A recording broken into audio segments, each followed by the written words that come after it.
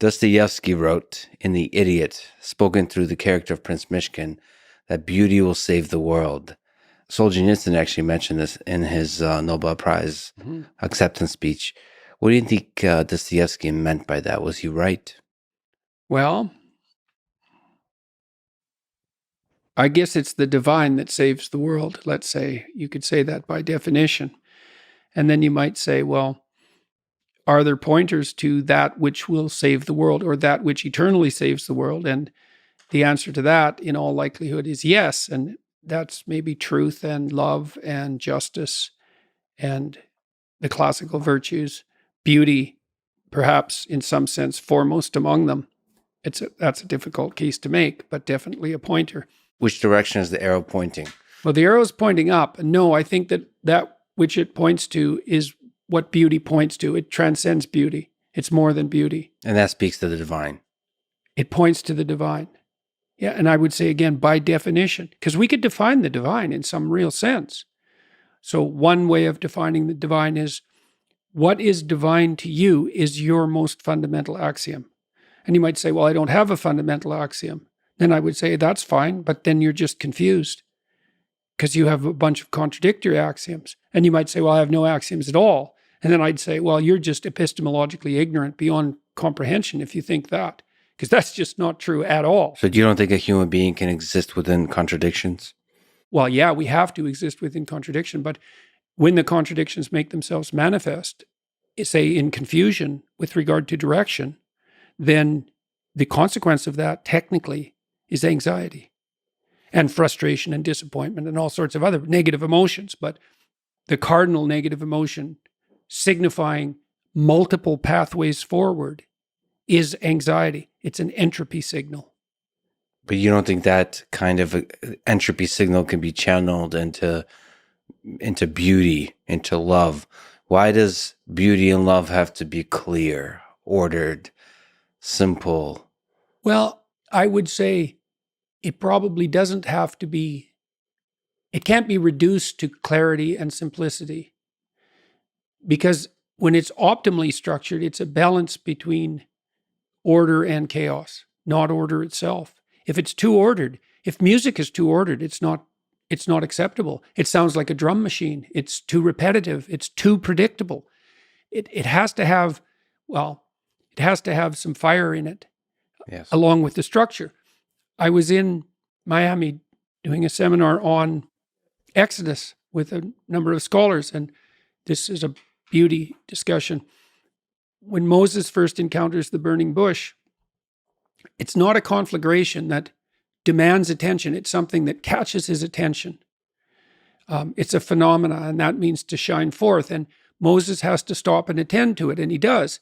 And he sees this fire that doesn't consume the tree. And the tree is a structure, right? It's a tree-like structure. It's a branching structure. It's a hierarchical structure. It's a self-similar structure. It's a fractal structure. And it's the tree of life, and it's the tree of the knowledge of good and evil. And the fire in it is the transformation that's always occurring within every structure. And the fact that the fire doesn't consume the bush in that representation is an indication of the balance of transformation with structure. And that balance is presented as God. And what attracts Moses to it, in some sense, is the beauty. Now, it's the novelty and all that, but like a painting is like a burning bush. That's a good way of thinking about it, a great painting. It's too much for people often.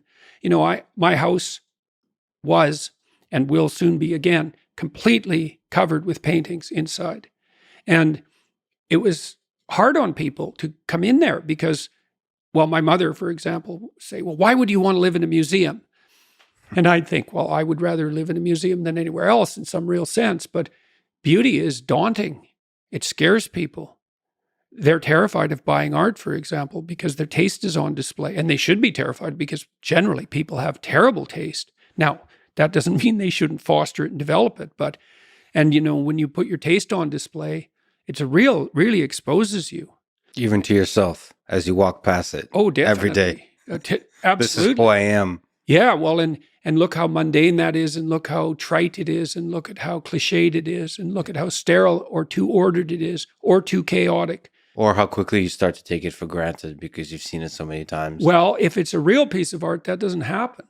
You notice the little details. The whole is greater than the sum of the parts. I mean, there are images, religious images in particular, so we could call them deep images, that people have been unpacking for 4,000 years and still haven't. I'll give you an example. This is a terrible example. So I did a lecture series on Genesis, and I got a lot of it unpacked, but by no means all of it. When God kicks Adam and Eve out of the Garden of Eden, he puts cherubim with flaming swords at the gate to stop human beings from re-entering paradise. I thought, what the hell does that mean, cherubim? And why do they have flaming swords? I don't get that. What is that exactly? And then I found out from Matthew Pageau, who wrote a great book on symbolism in Genesis, that cherubim are the supporting monsters of God. It's a very complicated idea. And that they're partly a representation of that which is difficult to fit into conceptual systems. They've also got an angelic or demonic aspect. Take your pick. Why do they have flaming swords? Well, a sword is a symbol of judgment and the separation of the wheat from the chaff. You use a sword to cut away and to carve. And a flaming sword is not only that which carves, it's that which burns. And what does it carve away and burn? Well, you want to get into paradise? It carves away everything about you that isn't perfect. And so what does that mean? Okay, well, here's part of what it means. This is a terrible thing. So you could say that the entire Christian narrative is embedded in that image. Why? Well, let's say that flaming swords are a symbol of death. That seems pretty obvious. Let's say further that they're a symbol of apocalypse and hell. That doesn't seem completely unreasonable. So here's an idea. Not only do you have to face death, you have to face death and hell before you can get to paradise. Hellish judgment. And all that's embedded in that image. And a piece of art with an image like that has all that information in it.